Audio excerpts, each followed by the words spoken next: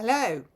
So, people often say to me on certain topics, thank you for publicising that. I wish I could, but I just can't. And it's like, don't worry about it.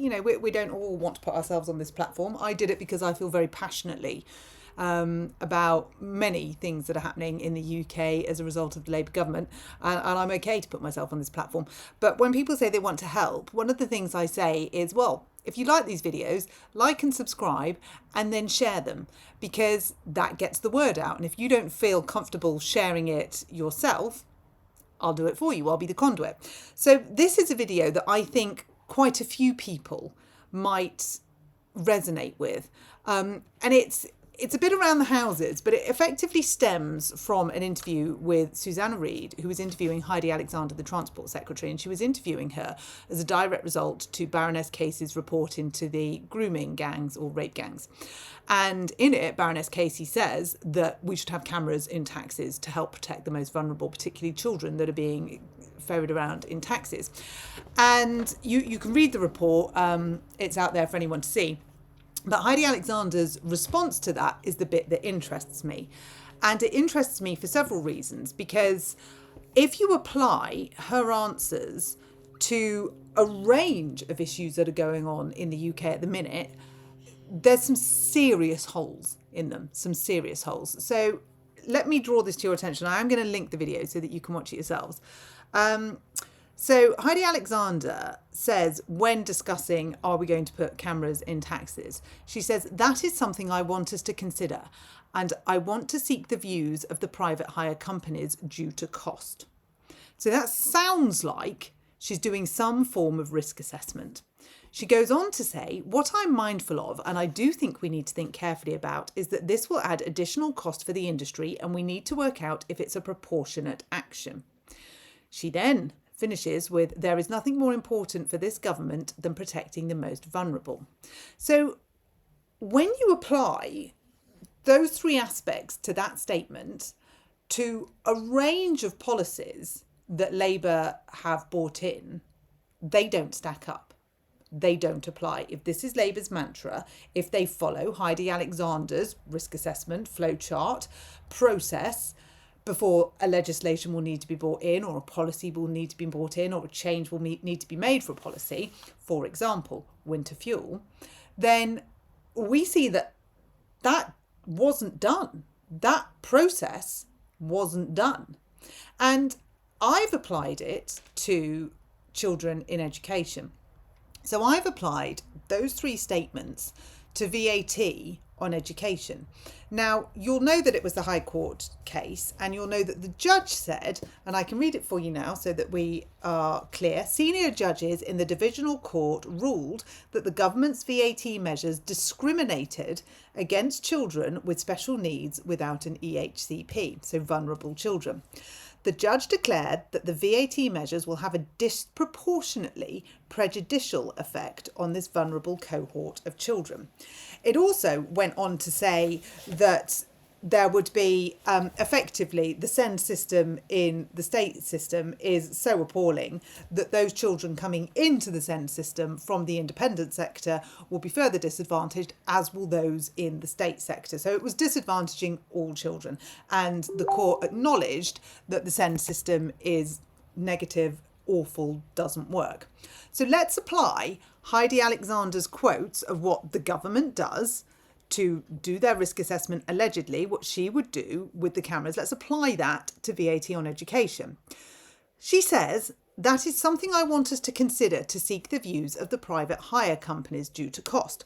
Well, the government never sought the views of the independent sector. They did not consult with them. They did not consult to go through the costings of what this would mean in real terms.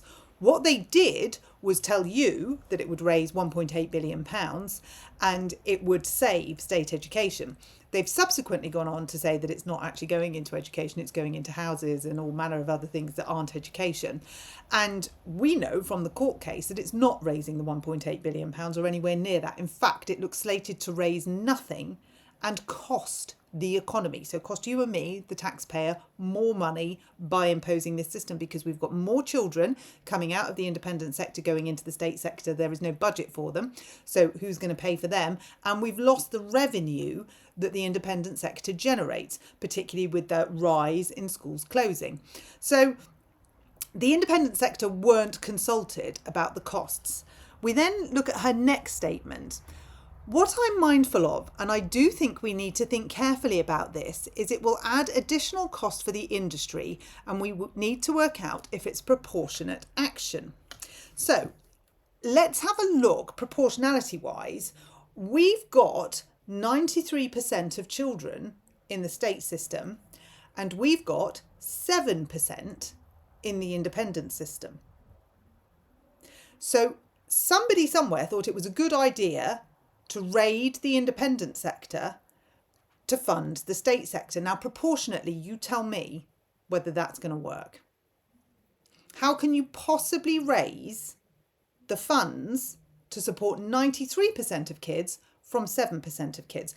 We're not going to go into all the stats now because the numbers just take forever and a day. You've heard me say it before. Suffice to say, there is a significantly bigger pot of wealth in the state system than there is in the independent system.